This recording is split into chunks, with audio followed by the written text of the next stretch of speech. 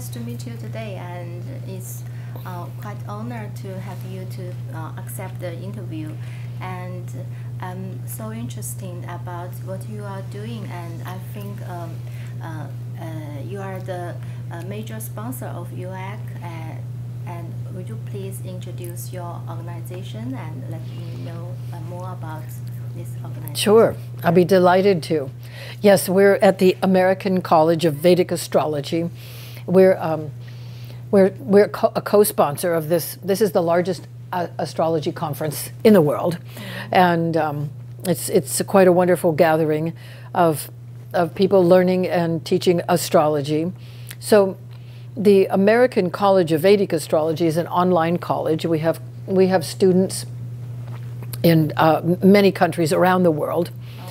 And so this is the modern way to teach the ancient art of Vedic astrology online. So we're really the only type of organization in the world. We're a not-for-profit educational college, and we're in a modern way sharing the ancient wisdom technology of Vedic astrology. Yeah.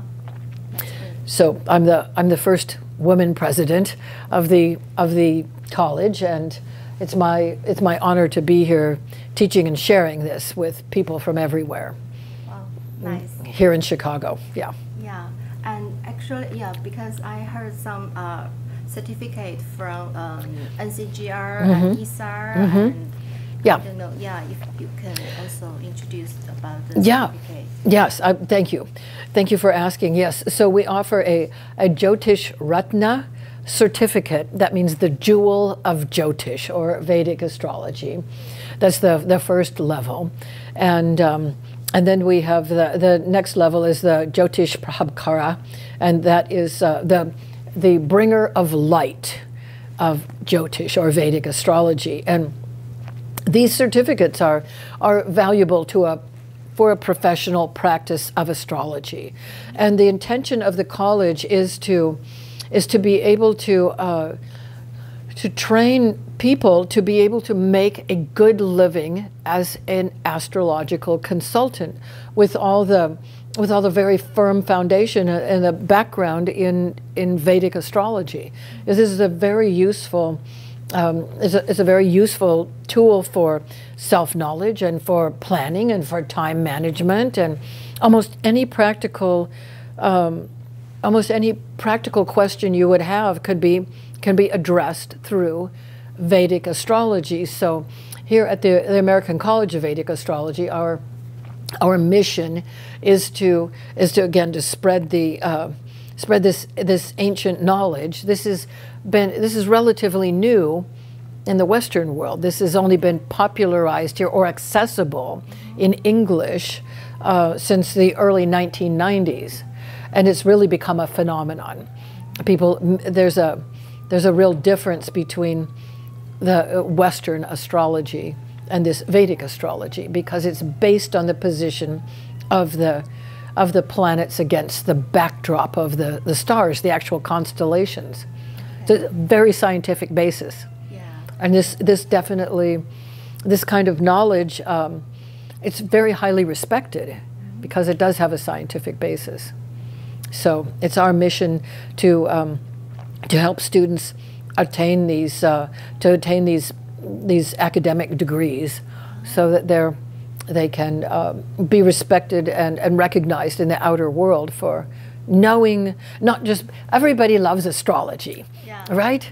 Everybody loves astrology. But with our testing program, people can really be able to demonstrate what they know, and in terms of the sincerity about following the science of light. Yeah, I want to ask about the examination. Yes, so there should be a writing examination, then they can get the certificate. Yes. I will admit it's somewhat difficult. It is. It's very comprehensive. It's serious. We have brilliant scholars as teachers and professors online. Everybody takes this very seriously, and Yes, the testing requirements are quite rigorous because to get a certificate through the American College of Vedic Astrology, it is so rigorous because astrologers have to be responsible about the advice that they give, and people make very important decisions based on astrology. So it is, yes, the testing program is quite rigorous. So yeah, okay, thank you. So will you please give some tips to the audience about the coming horoscope, what they should be looking sure. at? Yeah. Yes. Well, 2018 is an interesting year because the planet Mars is exalted in Capricorn. And this is an interesting situation because Mars, when it's exalted in its favorite sign of Capricorn, that's the case in May and June of 2018. It says there's a lot of coherence and progress, especially in building and construction and agriculture and real estate related issues. That's what the planet Mars is interested in, that. And Mars is behaving itself very nicely. Right now Mars is, I mean, you know that Mars is the planet that can be associated with war and conflict. And right now for May and June, it's in a very strong position for diplomatic progress.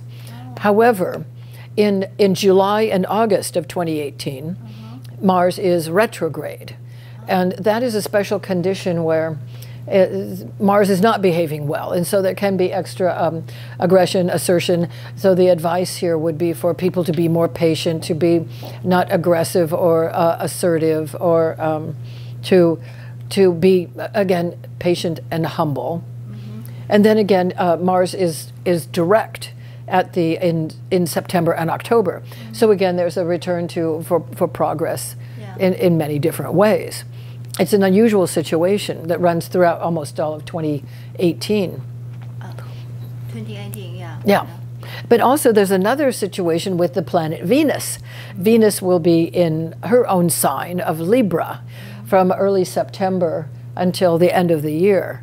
And Venus will also be retrograde in that period. So that's a time when people can take a very close, objective look at their own relationships, especially.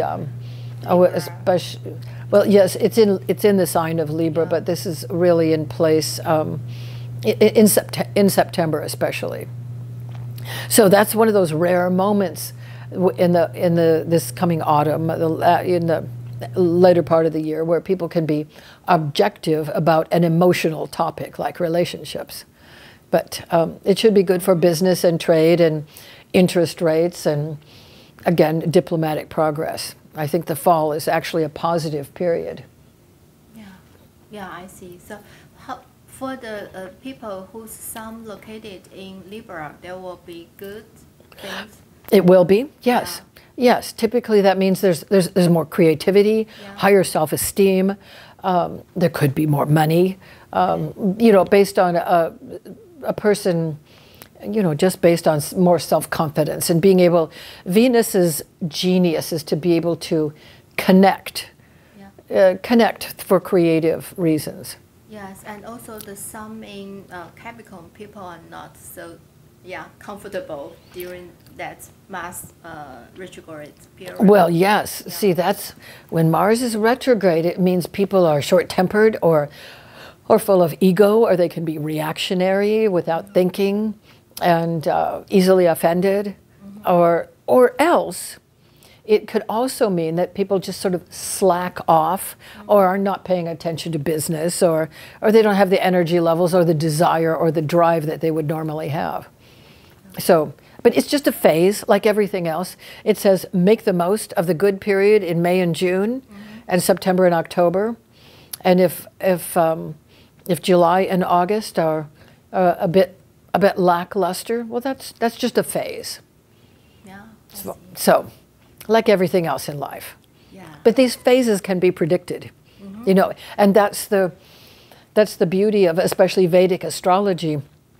If you go out into the night sky And especially right now, you look into the western horizon and you can see beautiful Venus blazing away in Gemini right now, the sign of information and knowledge and study.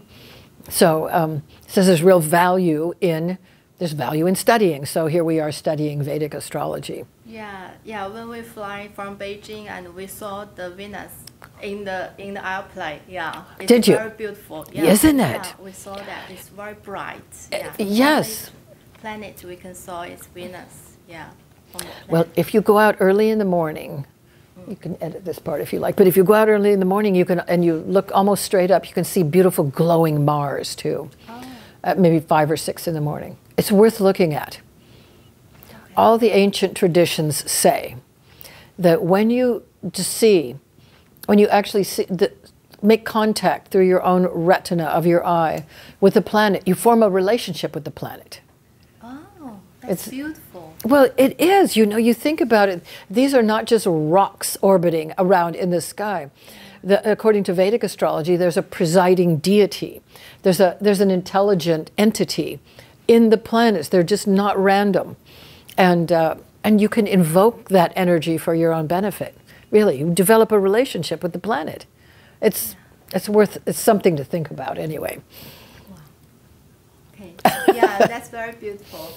Well, it's a little poetic, but there you go. Yeah, and also quite wisdom about the Vedic astrology. Yes, I think. Yeah. Yes, it's and the thing too about Vedic astrology is, you know, there's a power that emanates or that comes from the stars, from certain star patterns, have certain abilities, and an astronomer would identify the same star patterns that we identify in Vedic astrology. I'm referring to our beautiful brochure here for Vedic astrology. But this is different. This is different than Western astrology. We are Chinese, so we can understand those kind of Yes, Yeah. and it makes a difference because it means, you know, astrology itself. The word astrology means the language or the wisdom of the stars, the literal star patterns. So through thousands of years of observing the planets against the background of the stars, there's a very distinct pattern and legacy that the language of the stars can be learned, and we are here to teach you. Yeah. Whoops. Thank you. Yeah. So quite nice to chat with you. Yeah. Oh, thank you. Likewise. Thank you, Charlotte. Yes, I'm delighted that you're here. You've come all this way. We're so honored to have you here. Yeah. So do everything we can to help you while you're here. Okay. So thank you.